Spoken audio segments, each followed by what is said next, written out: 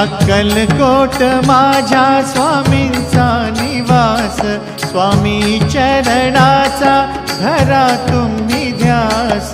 अक्कलकोट माझ्या स्वामींचा निवास, स्वामी चरणांचा धरा तुम्ही ध्यास। जारे जारे सारे स्वामी दर्शनाला, स्वामी पूजनाच्या सोहळ्याला, स्वामी पूजनाच्या सोहळ्याला।